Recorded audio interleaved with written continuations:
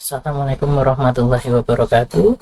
Selamat siang teman-teman semuanya. Bagaimana kabarnya hari ini? Semoga hari ini teman-teman dalam keadaan sehat walafiat tanpa kurang suatu apapun. Pada minggu kelima perkuliahan mata kuliah administrasi pertanahan diisi oleh saya, Syahril Warasami Miswaki. Pada minggu ini kita akan membahas mengenai ruang lingkup administrasi pertanahan. Sebelumnya, teman-teman sudah tahu semuanya mengenai pentingnya tanah bagi kehidupan. Sehingga penggunaan tanah itu harus digunakan sesuai dengan fungsi dan manfaat tanah yang bersangkutan. Hal ini dikarenakan terdapat kewajiban bagi pemegang hak atas tanah, baik dia itu perorangan maupun badan hukum maupun sekelompok orang yang bersama-sama memiliki hak atas tanah, itu harus menjaga dan memelihara tanah yang dimilikinya. Kewajiban untuk memelihara dan menjaga tanah ini dituangkan dalam ketentuan yang terdapat dalam Undang-Undang Nomor 5 Tahun 1960 atau UUPA.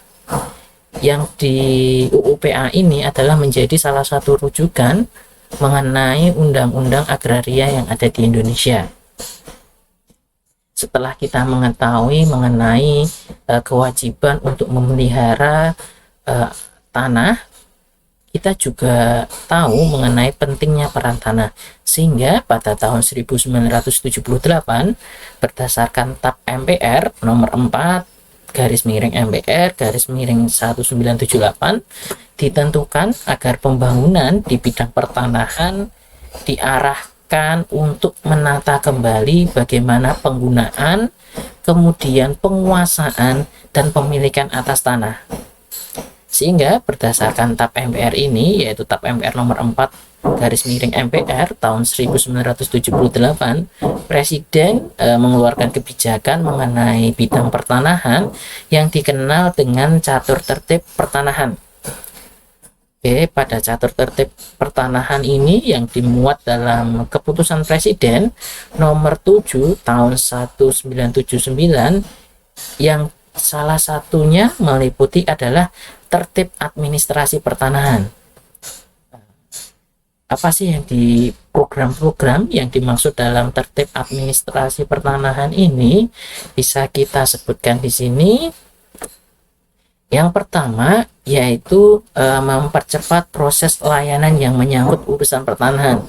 Jadi urusan-urusan dari pendaftaran tanah, kemudian urusan-urusan lain yang berhubungan mengenai pertanahan berdasarkan Kepres ini, itu proses pelayanannya harus cepat atau dipercepat.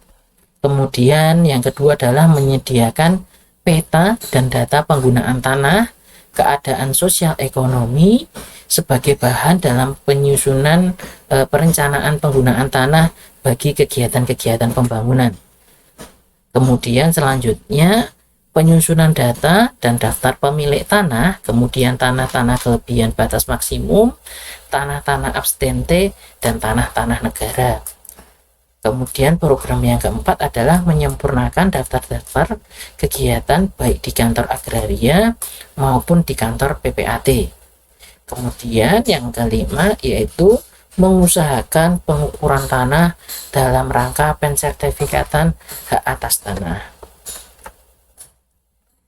Nah, setelah kita tahu tadi pada catur tertib itu salah satunya membahas mengenai catur tertib administrasi pertanahan.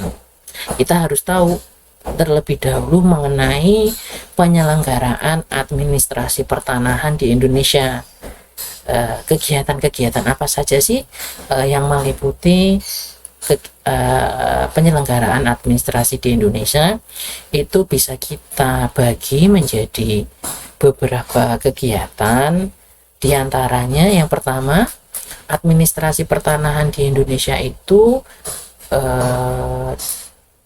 digunakan untuk pengaturan dan kegiatan penyediaan, peruntukan, penggunaan serta pemeliharaan bumi, air dan ruang angkasa meliputi urusan pemerintah di bidang pembagian tanah, yaitu redistribusi, kemudian perizinan peruntukan, penguasaan, pengendalian penguasaan dan pemilikan tanah, beserta pengenaan sanksi dan sebagainya.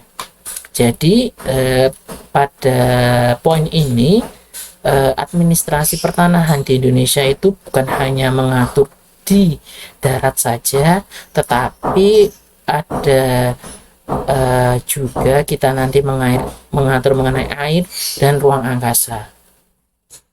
Kemudian yang diatur itu apa saja sih nanti, yaitu pembagian tanah, kemudian perizinan peruntukan, kemudian pengendalian penguasaan dan pemilikan tanah.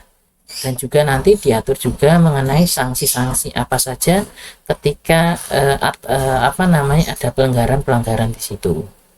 Kemudian yang kedua, penyelenggara administrasi pertanahan itu kegiatan pemerintah di bidang pertanahan dalam hal menjalankan, kemudian menentukan dan mengatur tentang hak-hak atas tanah yang dapat ditetapkan kepada orang-orang pemilikan tanah, kemudian memberikan dan melindungi kepastian hukum dan hak atas tanah, hak dan kewajibannya penegakan hukum berikut sanksi-sanksinya.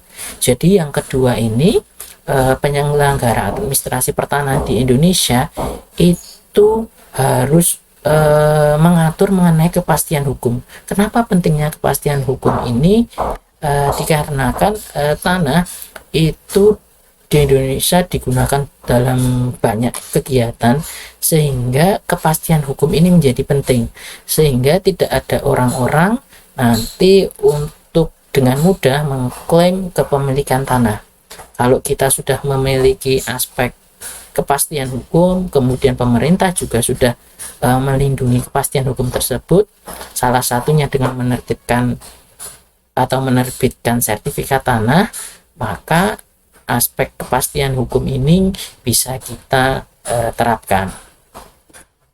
Selanjutnya, penyelenggaraan administrasi pertanahan tersebut juga mengurusi urusan pemerintah di bidang pertanahan untuk menjalankan dan mengatur hubungan-hubungan hukum yang dilakukan orang-orang objek perjanjian berupa tanah, perizinan, penetapan, pengendalian dan pemberian wewenang, surat perjanjian, serta pengelolaan administrasi ketatausahaan.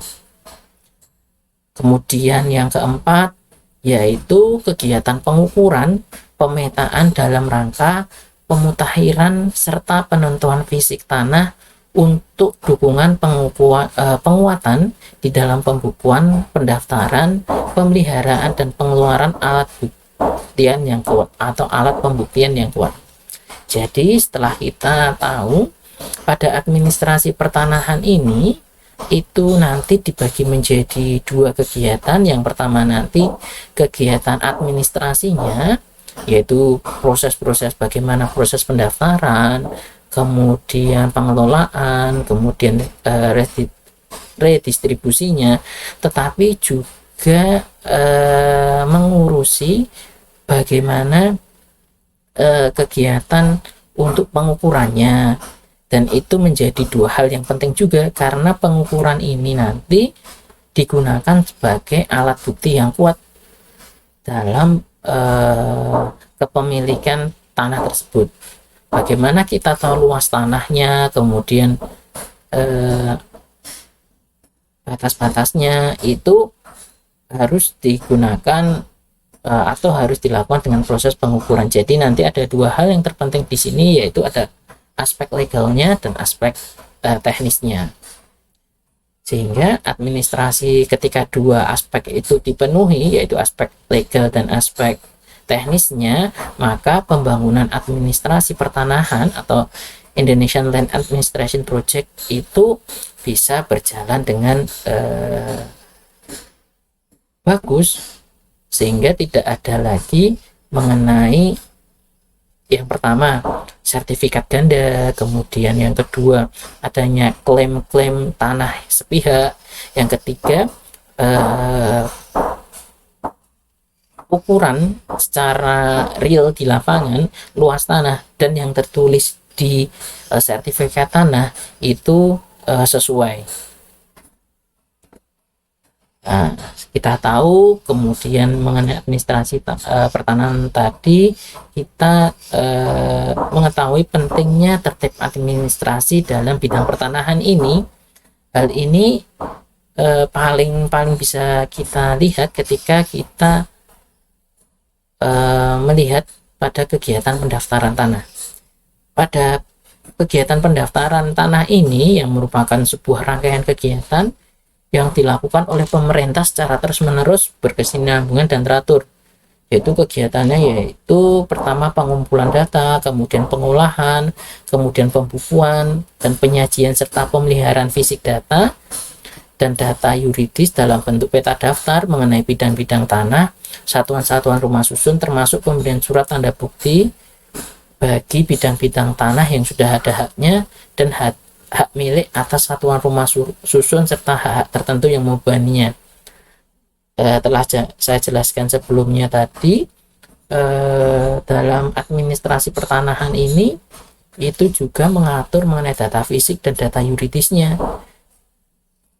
Jadi kedua data ini berjalan beriringan, sehingga ketika kita akan membicarakan mengenai administrasi pertanahan, maka kita nanti akan melihat dari beberapa sudut pandang. Yang pertama nanti bagaimana tertibnya secara hukumnya, kemudian tertib administrasi pertanahan dalam data fisiknya, sehingga ketika dua data tersebut digabung, maka proses administrasi pertanahan itu bisa berjalan dengan sempurna.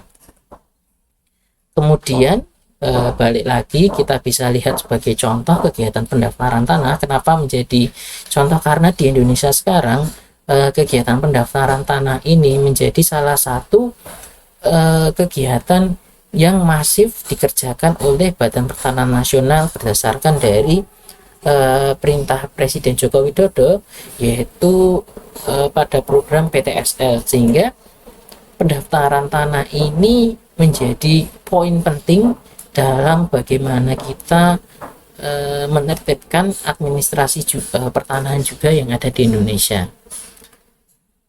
Kemudian kita bisa lihat di sini tertib administrasi pertanahan dalam kegiatan pendaftaran tanah itu dalam peraturan pemerintah nomor 24 tahun 1997.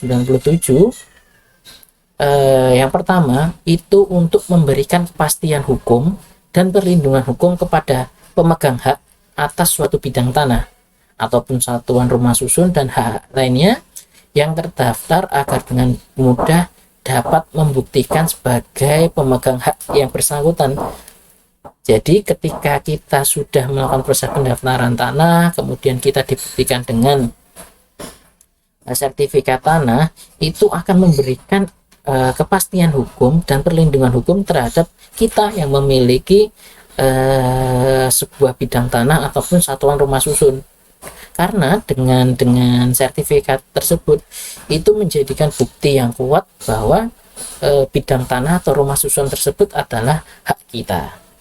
Kemudian yang kedua, untuk menyediakan informasi kepada pihak-pihak yang berkepentingan termasuk pemerintah agar dengan mudah dapat memperoleh data yang diperlukan untuk mengadakan perbuatan hukum mengenai hak-hak bidang tanah dan satuan-satuan rumah susun yang terdaftar.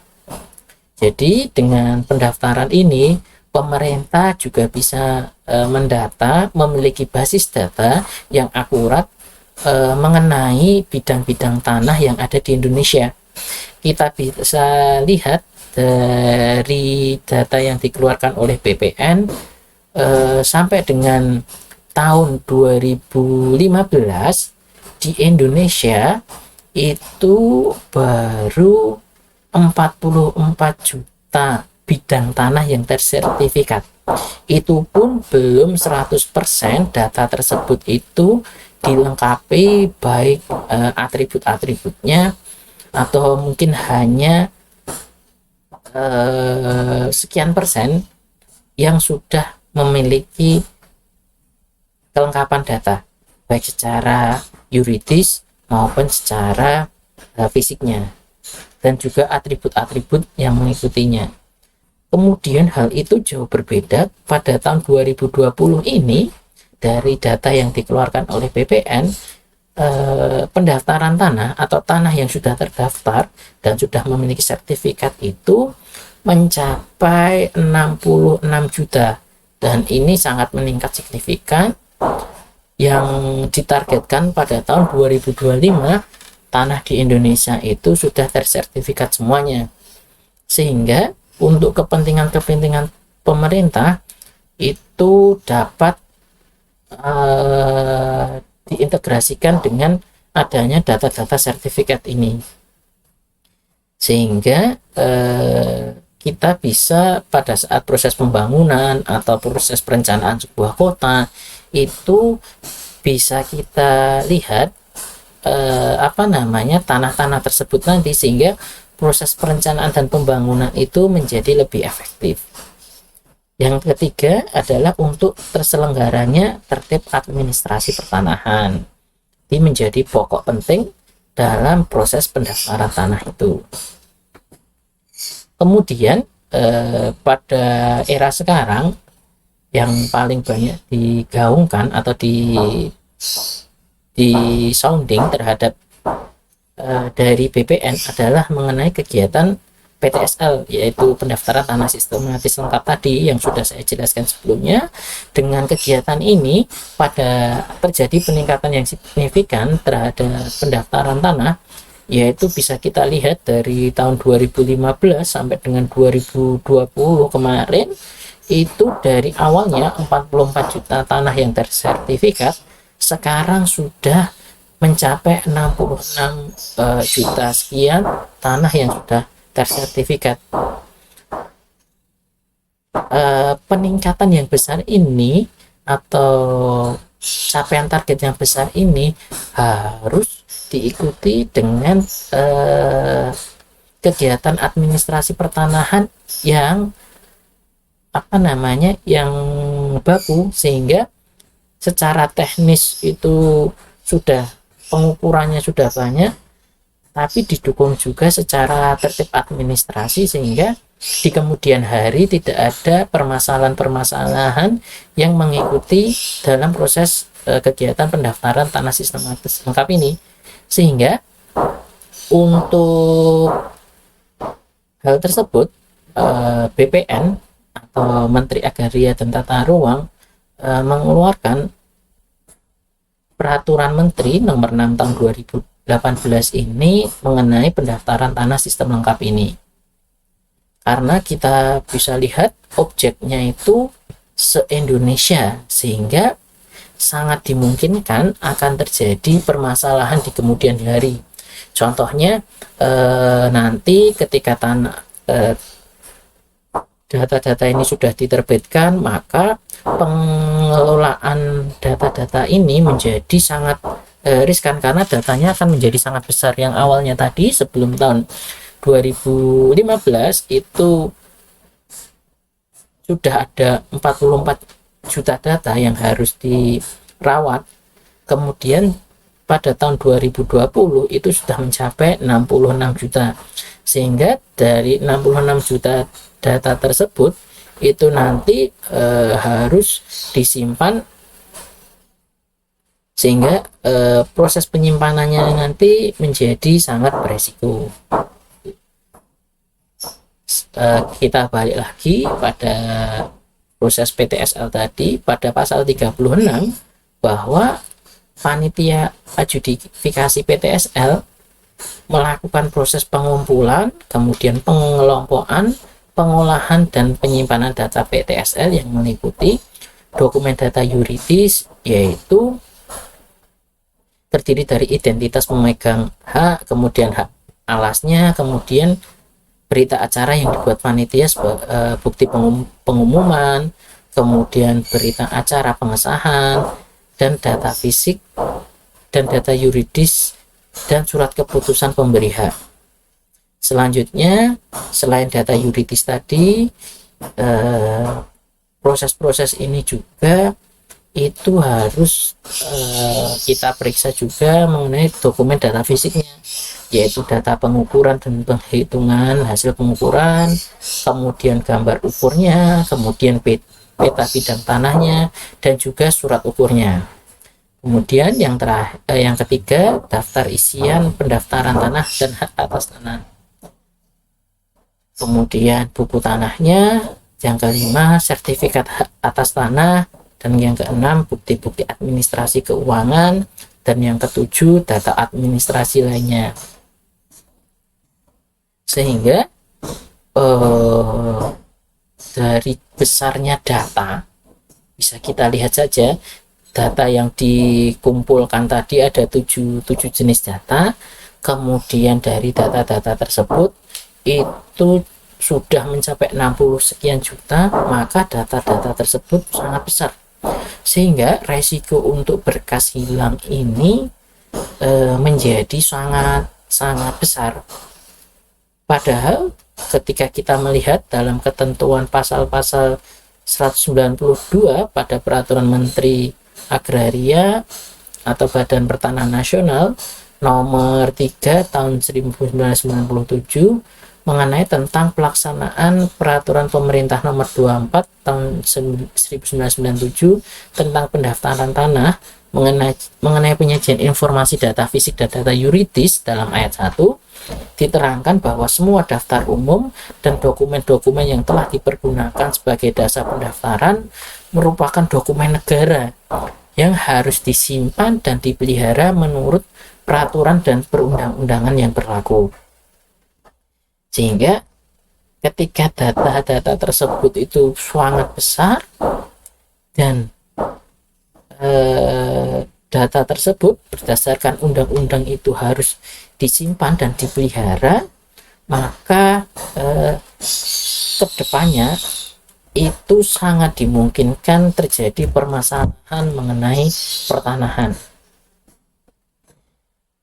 Dengan adanya dasar tersebut dan realita yang terjadi, maka Badan Pertanahan Nasional selaku badan pemerintah yang bertugas untuk menangani masa pertanahan mengantisipasi permasalahan tersebut dengan dibentuknya Pusat Data dan Informasi Pertanahan atau Pusdatin sesuai dengan Peraturan Presiden nomor 10 tahun 2006.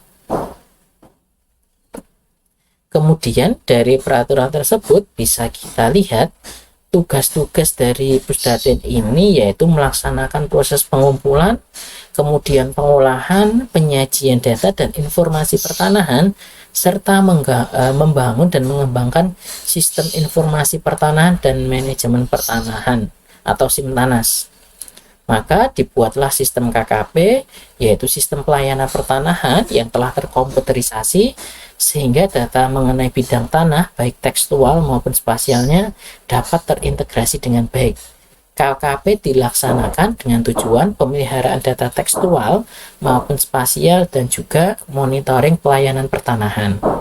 Sehingga bisa kita lihat pada administrasi pertanahan ini nanti dari hulu sampai ke hilir itu ada beberapa aspek yang harus kita cermati. Yang pertama itu adalah aspek hukum, kemudian aspek yuridis, dan juga aspek teknologinya untuk mendukung aspek teknis tadi, sehingga administrasi pertanahan di Indonesia itu dapat berjalan dengan baik. Oke, kemudian beberapa rujukan yang bisa digunakan itu bisa kita lihat bersama. Jadi yang bisa kita simpulkan di sini mengenai ruang lingkup administrasi pertanahan itu nanti dibagi menjadi 3 bagian. Yang pertama adalah aspek secara hukum atau yuridisnya, yaitu nanti bagaimana proses pengelolaan, pengolahan, kemudian pembukuan datanya mengenai data-data yuridis seperti pemilik, kemudian hak alas tanah, kemudian proses pengumuman dan sebagainya. Kemudian yang kedua yaitu pengelolaan data fisiknya, dari data fisik surat gambar ukur, hasil pengukuran, kemudian sampai terbitnya surat ukur. Kemudian yang ketiga adalah aspek teknologi. Teknologi di sini digunakan untuk memanage informasi dan data-data baik secara yuridis maupun fisik, sehingga kedua data ini dapat terintegrasi dengan baik. Sehingga kedepannya ketika terjadi permasalahan bisa kita lihat dengan mudah dari database yang kita miliki. Sebelum kita sampai bagaimana proses pembuatan administrasi pertanahan atau sistem informasi pertanahan tersebut, maka langkah awal yang harus dilakukan adalah menyelesaikan bagaimana tertib secara administratif, kemudian tertib secara penguasaan data fisiknya, sehingga nanti kedepannya bisa tercipta sistem informasi pertanahan yang sesuai dan tidak menjadi masalah. Oke, pada pertemuan kali ini cukup sekian. Apabila nanti ada pertanyaan atau perlu didiskusikan, maka kita akan melakukan diskusi lebih lanjut. Atas perhatian teman-teman semuanya, saya ucapkan terima kasih. Wassalamualaikum warahmatullahi wabarakatuh.